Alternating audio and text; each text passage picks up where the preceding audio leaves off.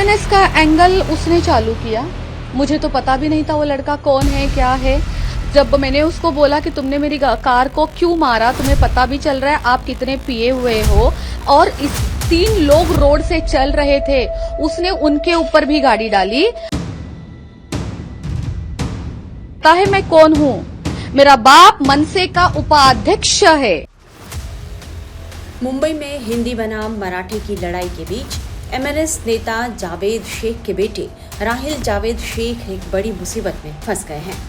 उन पर social media influencer और एक्ट्रेस राजश्री मोरे के साथ अर्धनग्न अवस्था में बदतमीजी करने का आरोप लगा है। एक्ट्रेस ने एक वीडियो शेयर करते हुए राहिल पर उनकी गाड़ी को टक्कर मारने और उनके साथ बदसलूकी करने का आरोप लगाया है। इस मामले को लेकर उन्होंने राहिल जावेद शेख के खिलाफ एक एफआईआर भी दर्ज कराई है। एमएनएस नेता के खिलाफ एफआईआर दर्ज कराने को लेकर भी राजश्री ने कहा है कि उन्हें लगातार धमकियां दी जा रही हैं। वहीं इस घटना का वीडियो भी सोशल मीडिया पर वायरल हो रहा है। पूरे घटनाक्रम को लेकर सोशल मीडिया इन्फ्लुएंसर राजश्री मोरे ने अपनी आपबीती सुनाई है। उन्होंने एमएनएस पर कई गंभीर आरोप लगाए हैं। राहिल शेख नाम का वो शख्स जिसके साथ महिला के साथ अभद्रता करते हुए एमएनएस के नेता दिखाई दे रहा है, राजश्री मोरे जिनका वो वीडियो है जिनके साथ उस लड़के ने अभद्रता की है, हमारे साथ इस समय मौजूद हैं। राजश्री जी, ये पूरी घटना कहां किस तरीके से हुई और काफी ज्यादा आप ट्रॉमेटाइज दिखाई दे रही थी उस पूरे वीडियो में, क्या घटना हुई थी? कल रात को मुझे टारगेट किया जाता है। एक लड़का गाड़ी चला रहा है जो ड्रंक है। वो एक बार मेरी गाड़ी को ठोकता है, आगे आके फिर से मेरे बिल्डिंग आने से 2 सेकंड पहले वो मुझे फिर से मेरी गाड़ी को अच्छी तरीके से वो डैमेज करता है। आफ्टर दैट उसको मैंने रोकने के लिए बोला, वो रुकता नहीं है। मैंने पुलिस कांस्टेबल की हेल्प ली उसको पकड़ने के लिए, आगे जाके उसको रोका। वो गाड़ी से उतर नहीं रहा था क्योंकि वो पूरा नंगा था, वो अधनंग कपड़े में था, ड्रंक था, और उसने जैसे मुझे देखा उसने मुझे गाली गलौज करना स्टार्ट कर दिया। तो ये जो घटना हो रही है, क्या आपको लग रहा है कि इंटेंशन के साथ किया गया? क्योंकि आप कह रही हैं कि आपकी गाड़ी को दूसरी बार डैश किया, तो क्या फॉलो भी आपको किया जा रहा था इंटेंशनली? आपको इसमें कुछ लग रही है? लेकिन क्योंकि वो काफी ज्यादा ड्रंक भी दिखाई दे रहा था वीडियो में। बिल्कुल, देखिए जैसे कि आप लोग जानते ही है कि 2 दिन पहले मेरे साथ जो हुआ था, मैंने एक वीडियो पोस्ट किया था नॉन मराठीज को लेके कि प्लीज आप मराठी लोग नॉन मराठीज को परेशान ना करें, इसलिए मैंने एक वीडियो पोस्ट किया था। उसके ऊपर मुझे बहुत ज्यादा डराया धमकाया गया, मुझे मेरे व्यवसाय के ऊपर तोड़ने की धमकियां दी गई, वो वीडियो मुझसे डिलीट करवाया गया, मुझे माफी मांगने के लिए बोला गया। माफी के बदले मैंने माफी नहीं मांगी। माफी इंसान तब मांगता है जब वो गलत होता है, वरना मैं माफी क्यों मांगूंगी? मैंने कोई गलती नहीं की। मैंने अगर नॉन मराठीज के लिए आवाज उठाई है, एक मराठी लड़की होने के बावजूद अगर मैं नॉन मराठीज के लिए बोलती हूँ, इसका मतलब ये है कि मेरे अंदर इंसानियत है। मुझे फेमस होके क्या मिलेगा? मैं तो व्यवसाय करती हूँ, मैं तो कोई किसी पार्टी की भी नहीं हूँ, ना मैं भाजपा वाली हूँ, ना मैं शिवसेना वाली हूँ, ना मैं कांग्रेस वाली हूँ, ना मैं मनसे वाली हूँ। मैं बिना मतलब किसी से पंगे क्यों लूंगी? मैंने एक इंसानियत के खातिर आवाज उठाई थी और मुझे इस तरीके से दबाया गया, मराठी बोल बोल के कि एक तू मराठी लड़की होने के बावजूद नॉन मराठियों का साथ क्यों दे रही हो, धमकाया गया और मुझसे वीडियो डिलीट करवाया। तो क्या आपने इसको लेकर पुलिस में कोई कंप्लेन की? आपको पुलिस प्रोटेक्शन दिया गया? अभी क्या सिचुएशन है राइट नाउ?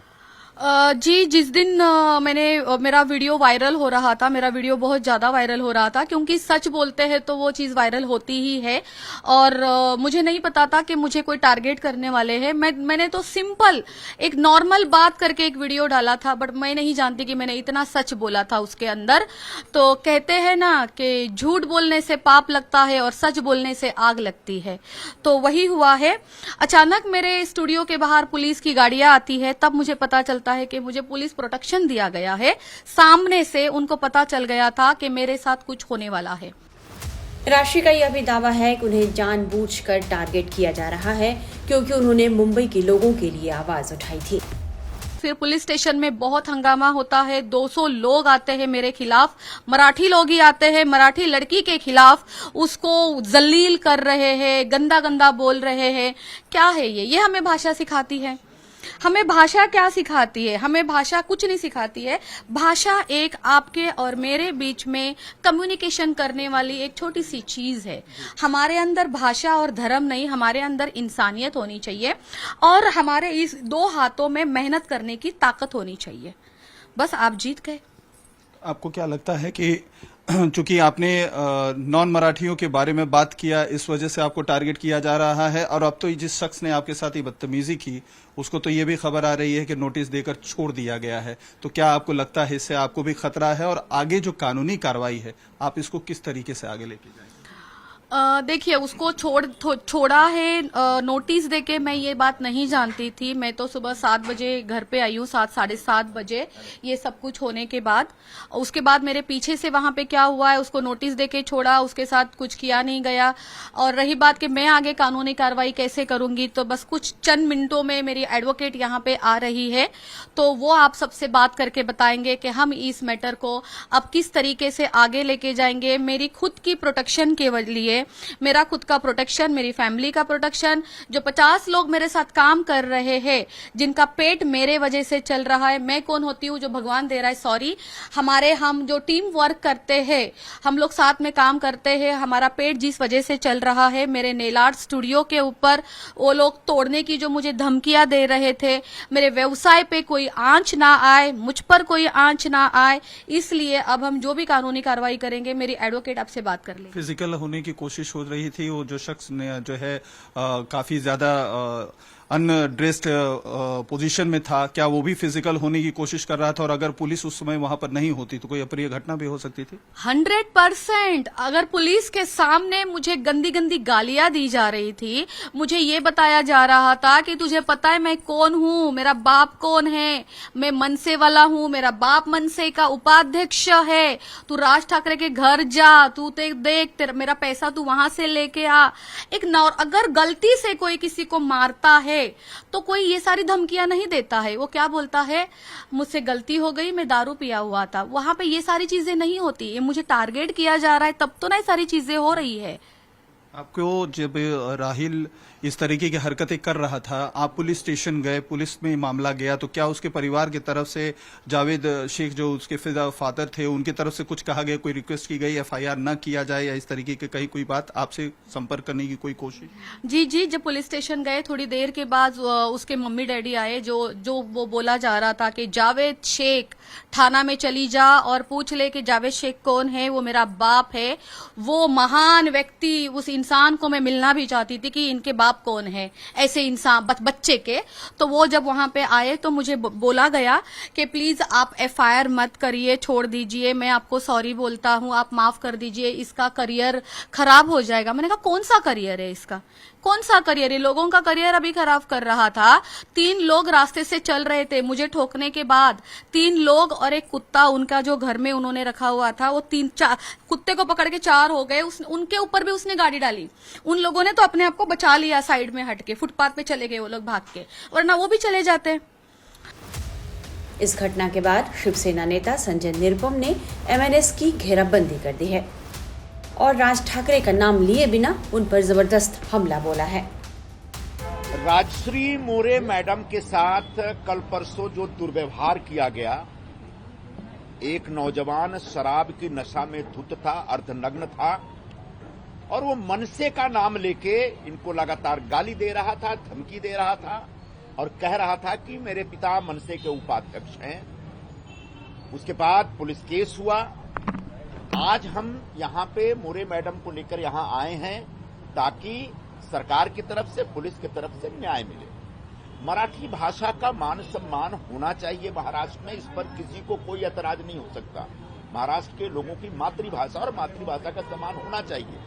मराठी भाषिक लोगों का भी मान सम्मान होना चाहिए, उनकी रक्षा होनी चाहिए। लेकिन जो लोग मराठी भाषा के नाम पर एक अपना राजनीतिक दुकान चला रहे हैं, उनसे हमारा यही निवेदन है कि आप भाषा का आग्रह रखिए, लेकिन लोगों को धमकी देना, मारना, गाली देना, इस प्रकार की हरकतें बंद करिए।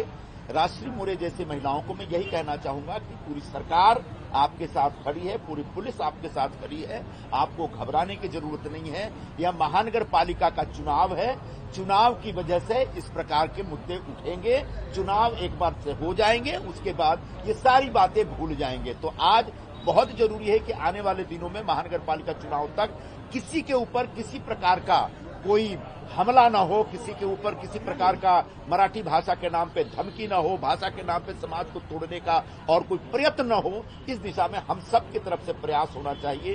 कानून अपना काम करेगा, लेकिन निश्चित तौर पर हम सबको सबसे अपील करने की आवश्यकता है कि कृपया करके भाषा के नाम पर आपस में लड़ने की कोशिश मत करिए। हम सब एक हैं, भारतीय हैं। मुंबई शहर को बनाने में सबका योगदान है और सभी लोग एक साथ मिल करके मुंबई शहर के निर्माण में अपना योगदान देते हैं। पुलिस ने क्या कहा, गिरफ्तारी क्यों नहीं? पुलिस ने कहा कि हमने जो भारतीय न्याय संहिता का जो प्रावधान है उसमें आज ताजा स्थिति यह है कि 7 साल से कम की सजा का अगर कोई केस बनता है तो उसमें तत्काल गिरफ्तार करने की आवश्यकता नहीं है।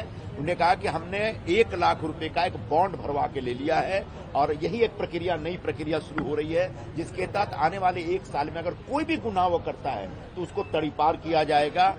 उनका ये भी कहना है कि अगर हमने ये जो प्रक्रिया चलाई, इसका मतलब ये नहीं कि केस कमजोर हो गया है। इसको इमीडिएट एक चार्जशीट फाइल की जाएगी और चार्जशीट फाइल करने के बाद कोर्ट के जरिए जितने साल की भी सजा होती है वो साल की सजा उसको मिलेगी। कह सकते हैं कि मुंबई में राहिल जावेद शेख के नशे की हालत में एक महिला को टक्कर मारने से वहां की राजनीति एक बार फिर गर्मा गई है।